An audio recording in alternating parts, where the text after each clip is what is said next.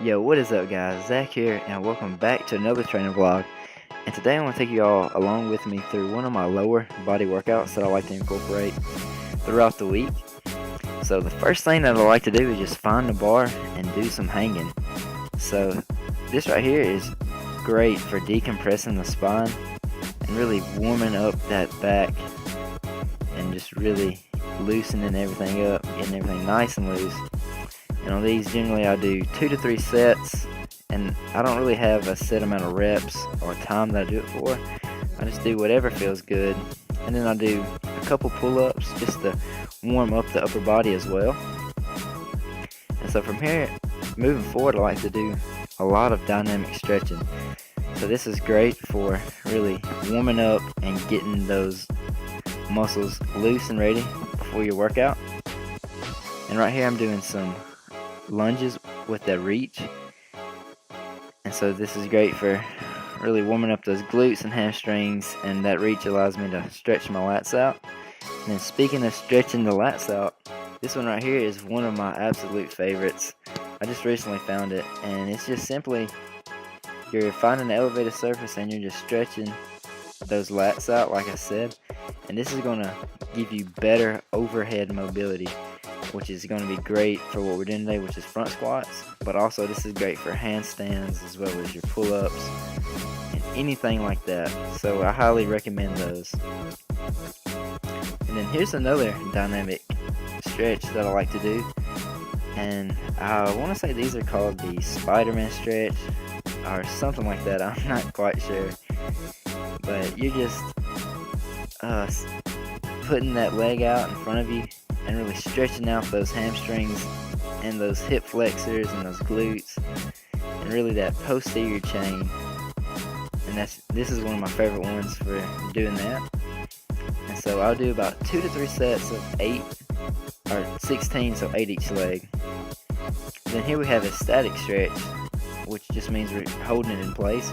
And what we're doing here is really stretching out those calves and really working those ankles, because you really want to have good ankle mobility before you do any type of squat. This is going to allow you to get into a better and safer position.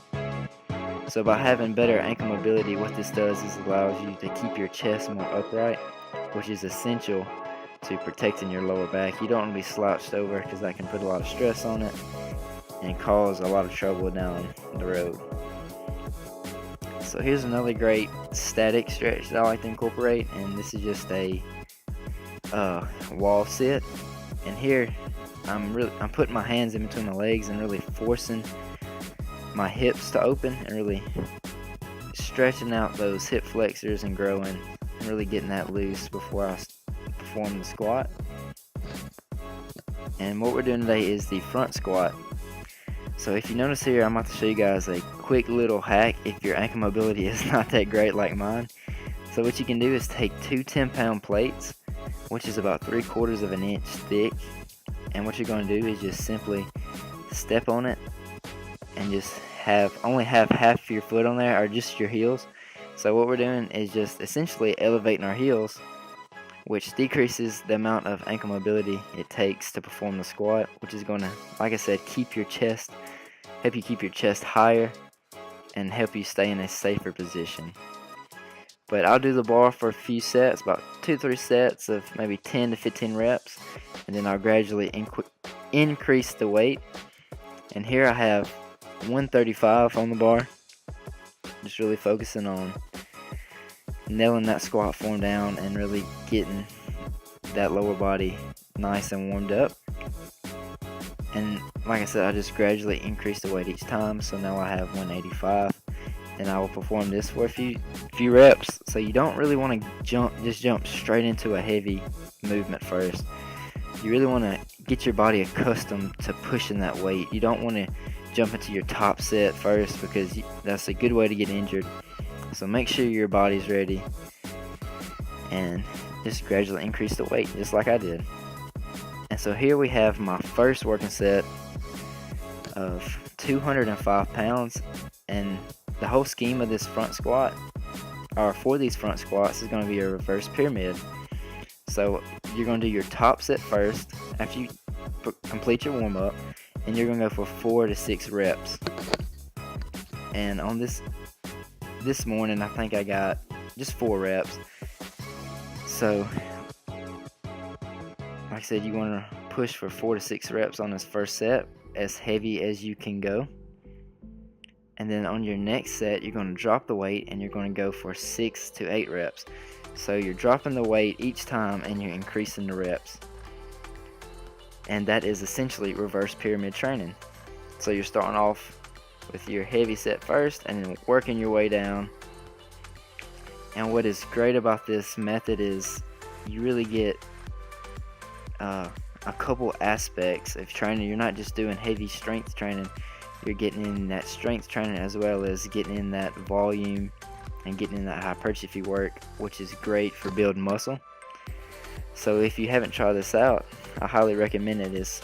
I found it to be very beneficial, especially for my legs. I've seen a lot of growth within my quads and glutes and hamstrings recently by incorporating this. So here we have the third set of my reverse pyramid, and right now I only have 155 on the bar. And on this set I'm going for 8 to 10 reps. And a quick tip for you guys, if you've never done front squats or if you're new to doing front squats, you really want to focus on keeping those elbows elevated and keeping them as high as possible. So really make sure that they are parallel with the ground or slightly higher. And what this is going to allow you to do is keep your chest more upright, and this is going to allow you to stay in a safer position. So one thing you don't want to happen is you don't want the bar to drift down and lean over and then have that slumped over squat form. So you're going to stay nice and tight, keep that chest nice and high, and yeah, just really focus on getting clean, solid reps. And so here we have the last set, and right now I'm all the way down to 135, and here I'm going for 10 to 12 reps. And on this I'm just focusing on getting in that volume and really working on my form too, since I have this lighter weight. So it's going to be easier for me to practice my form.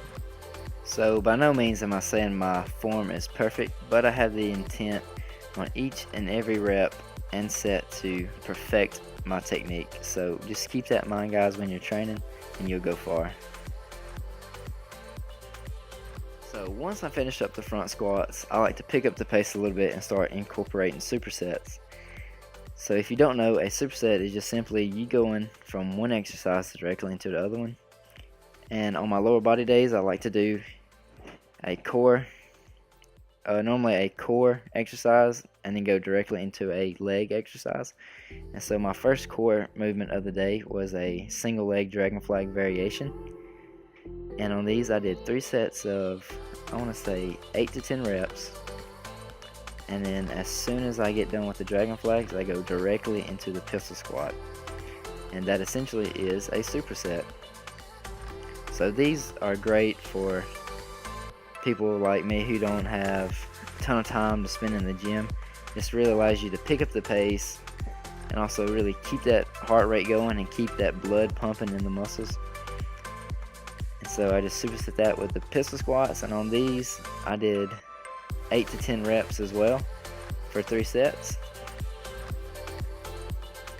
And guys, I've noticed some nice quad development and just overall leg development from these pistol squats. So these are it's just a great overall exercise for really building that strength as well as muscle within your legs. And so moving on into the next superset, this is a pretty cool exercise. I think I've seen this from Frank Madrano. But if you don't have a leg curl machine, you can mimic this using your body weight. All you need is a bar and an elevated surface. So in my case, I'm just using a weight bench. And what you want to do is keep your body nice and tight and keep it as straight as possible, and really drive your heels down into that elevated surface and just simply curl your body weight up and really squeeze those hamstring and glutes. And guys, my legs are on fire from this workout or this exercise. It is super effective. I just find it so cool that you can mimic machines that they have in the gym, just using your body weight. You just gotta get a little creative. And I supersetted that with hanging leg raises. So this is my second core workout second core exercise for the workout. And on these I did 3 sets of 10 to 12 reps, same with the leg curls. And on these I just focused on not swinging or using any momentum and just really contracting the abs and getting a nice squeeze. And then from there we're going into my final superset of the workout, and this is another glute and hamstring dominant exercise. This is a glute and hamstring raise. So just find you an elevated surface. I have a bench, and what I'm showing you here is just an easier variation where you use both legs. But if this is too easy for you, you can do a single leg variation, which makes it a whole lot harder. And I want to say I did 10 to 12 reps on each leg, and just really focusing on squeezing those hamstrings and squeezing those glutes and getting those reps in.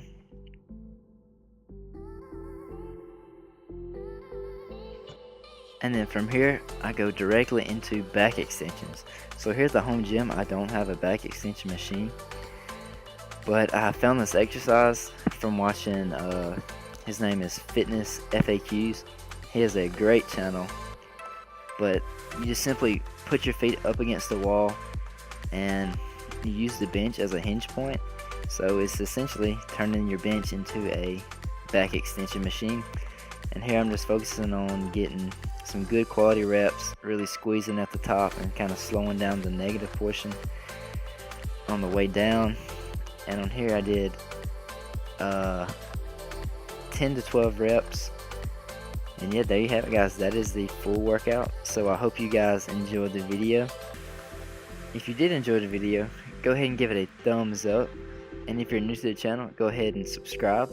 And also comment down below and let me know how you like these style of videos, so these training vlogs. And also if you have any video ideas or anything you want me to cover, let me know in the comments down below. But anyways, I appreciate you watching. Thanks for the support, and I'll catch you next time.